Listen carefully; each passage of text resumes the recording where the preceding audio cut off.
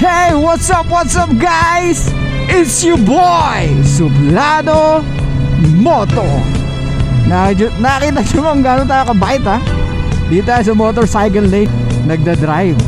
Yan ang mabuting ehemplo. What? Hindi kagaya ng ibang senador. LOL! What? Hindi sumusunod sa patakaran. May pinagtatakpan. LOL! It's only in the Philippines, baby. How dare you? Anyway, so guys, meron na gano'n sa atin. May na comment sa ating YouTube channel.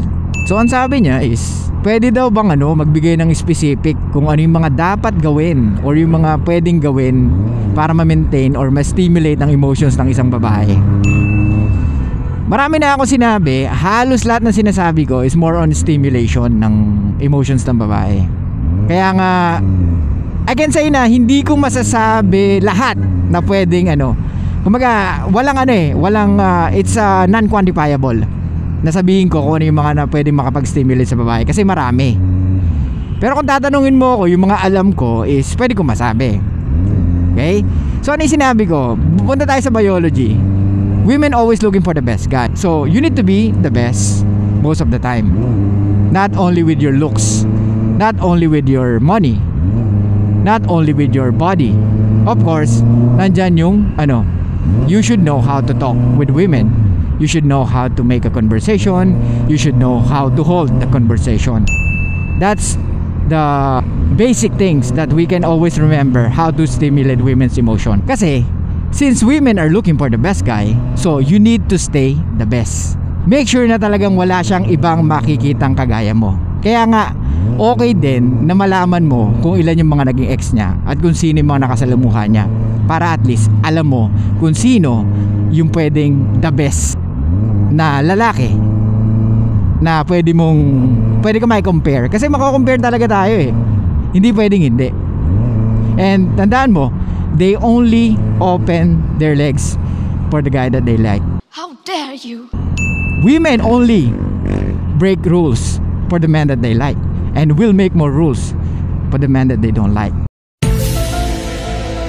Diba? Kapag ang babae hindi ka binibigyan ng rules, ibig sabihin she's really like you. That's the indicators of interest. Pero it doesn't mean na she already opened her legs for you is kaya mo nang i-maintain yung attraction or yung pagtingin niya sa'yo. Kasi tandaan mo, feelings are always changed. Women are dictated by their emotions. Kaya kung tatanungin mo ako, madali ba talaga mag-stimulate? No, it's not. Kaya nga you need to be by default. Kung ano man yung sinasabi ko, maging ganun ka. By default, Brad, hindi by numbers na, oy, kailangan pala ganito, ay, kailangan pa ganyan. Sa una, yes, oo. Pero eventually, you need to be, or you need to talk, walk, body language, everything that you're doing is by default. Para at least hindi ka nag-iisip or di ka nawawala. Pero unti-unti naman niya magpapop up sa brain mo once na alam mo na yung mga dapat mong gawin. Ang lagi mong tatandaan is ano ba yung women's biology? Ano ba yung women's nature? Yun ang pinaka basic things na tatandaan natin, di ba? Walang pinag-aiba yan sa, let's say may sakit ka. Ay pag may sipon ka, alam mo na mangyari. Pwede sumakit ulo mo, pwedeng trangkasuhin ka, pwede kang lagnatin. Ano yung mga pang-kontra doon? O kailangan ko magpahinga, o kailangan ko kumain ng masusustansya, o kailangan ko uminom ng gamot. So yun yung mga dapat mong tandaan. So same thing sa pagdiskarte ng babae, or same thing sa pag-stimulate ng emotions. Oh, women are na ngayon, they are very successful na. So most of the time women don't need your money at first but they also looking for looks na. Kasi nga yun yung parang nakakapagbigay ng sa kanila nakakapag-boost ng confidence nila This is the guy, the caliber of guy that I can attract.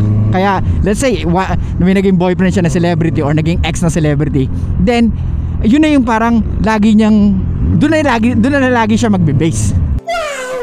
Unless pag umiidad na, doon lang naman nagbabago Oh shoot, I need to find a guy na talagang hindi na ako pwede yung hindi gaano matino, hindi na ako pwede yung nagloloko kasi tumatanda na ako. Tandaan mo, women have a biological clock. May tinatawag na reproductive window. Kasi pag yun, hindi niya nasunod, pwedeng yung pangarap niya magkaanak, hindi na mangyari. Kaya may mga babae rin. So it doesn't mean na hindi mo siya napasagot. It's because maybe magkaiba kayo ng gusto. Gets? Pero kung magkaparehas kayo ng gusto, then for sure magagawan mo ng paraan. Gets? So yun nga, when it comes to stimulating women's emotion, there's a lot of way how to stimulate women's emotion.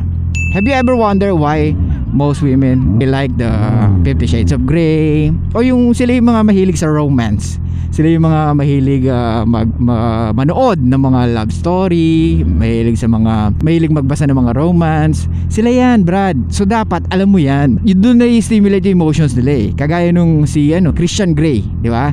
Alam mong mahirap mag-exist yun sa isang lalaki, yung successful ka, tapos single, tapos pogi, tapos may pera ka, alam mo yun, tapos ang galing mo sa sex. Alam mo na it's hard to be like that, pero yun ang gusto ng mga karamihang babae. So sa ganung way, may stimulate mo yung emotions ng mga babae or ng isang babae. One of the best example yun, yung 50 Shades of Grey na yun.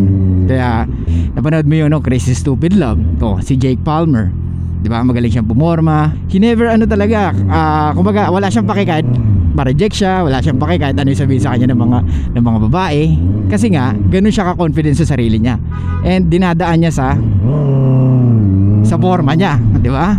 Sa forma pa lang nakaka-stimulate na ng emotions ng mga babae. Who's this guy? Grabe pumorma, di ba? Dapat may alam ka talaga when it comes to forma. Okay guys, continue natin mamaya. So guys, yung video natin sa yung sa how to stimulate women's emotion, maluwag pala yung mic ko. So hindi ko siya ma-edit ngayon kasi nga nawawala yung boses ko. So kaya uulitin natin. Oh my God! Kaya ito yung gamit natin.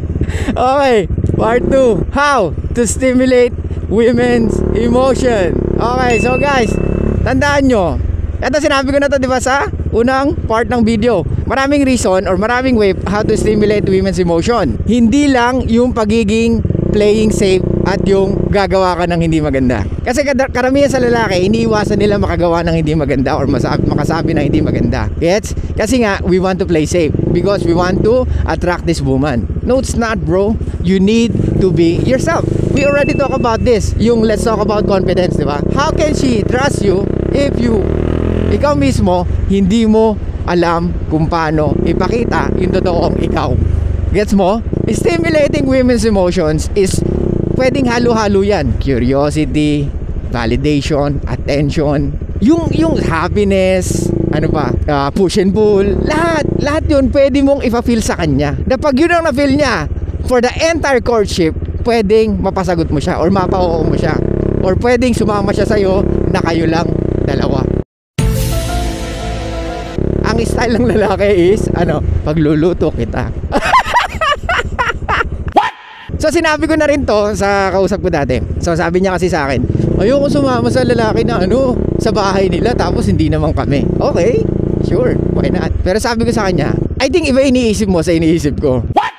Kasi sabi sa akin ng friend ko na lalaki, wag ako sasama sa guy na na hindi pa kami, tapos kami lang dalawa kasi baka may mangyari or baka may gawin siya sa akin. Okay? Yeah, may point ka doon. Pero kasi ganito yan, in-explain ko sa kanya, iba-iba naman ang lalaki, pero syempre iisa rin naman yung hangarin. How dare you?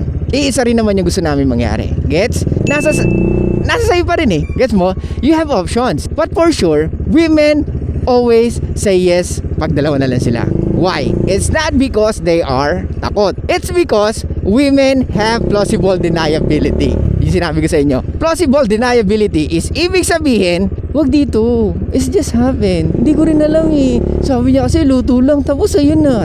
Pero kinikilig siya. Alam ng babae, okay? Alam ng babae na we want a sexual relationship or sexual access, and their beauty is their number one or main agency. That's why we approach them. Okay? So balik tayo sa pagluluto. Ang pagluluto, sabi ko, ganito yan. Since women are dictated by their emotions, so ano ang gagawin ko?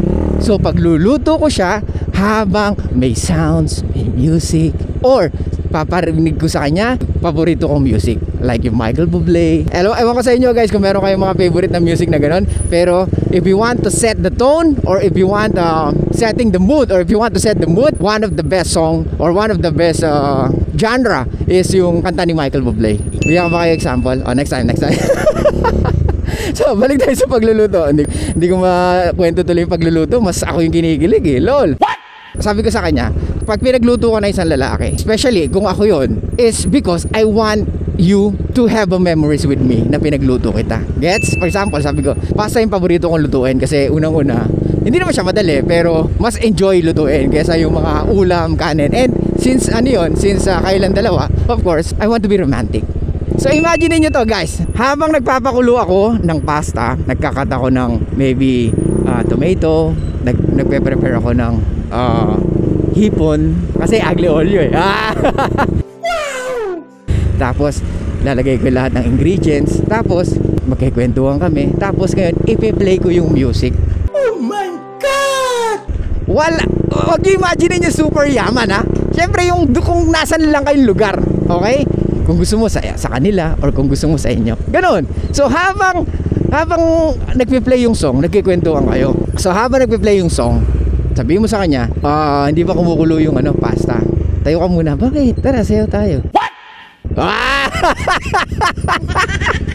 Kinikilig ka? Tangina mo. Parang ako'y kinikilig. Ba yan?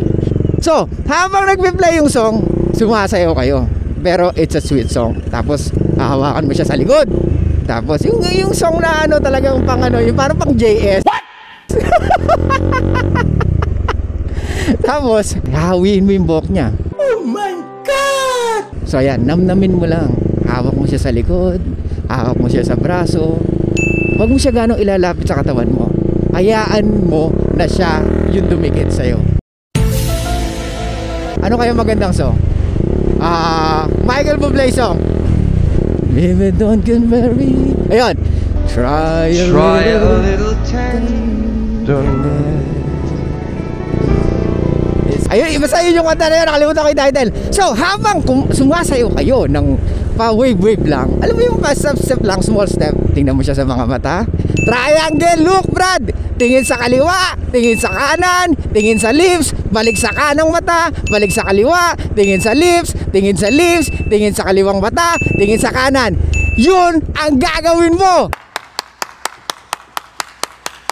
If you want to create more attraction, or if you want to be romantic with her, that's the best way, or that's the one of the best way how to stimulate her emotions. So gagawin mo, ito pa ang pinaka the best. Hawiin mo yung buhok niya, poporma ka ng kikis ka, tapos bigla mong i-pull, wag kang kumis. What? Alam ko, sabi mo, bakit mo hindi kinis, bro? No. You are creating or stimulating her emotions. Kailangan mo mag-pull. Ganon, Brad. May timing. Gets? Hindi ka pwedeng banat ng banat. Hindi ka pwedeng kukuhanin ko sa akin to, akin lang to. Hindi ganon. Okay?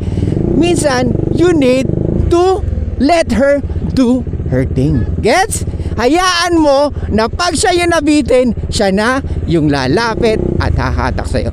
Okay? So, maraming way how to stimulate women's emotion. Kaya nga, it's a mixed emotion. Curiosity, embarrassment, ano pa? Validation, attention, ano pa? Indignation. Ano yung mga bagay na alam mo na it can create emotion? Happiness, joyful, yung mga ganong bagay. Yun yung mga papapil mo sa kanya every time na magkikita kayo, or every time na magkasama kayo. Gets? Kaya nagiging strong ang bond, or nagiging strong ang pagtingin ng isang babae is because of different types of emotions that you showed her. Gets? So yun lang guys, thank you so much. I'll see you guys next time. Tuloy natin ulit. Bye bye. Wala na space yung nating camera.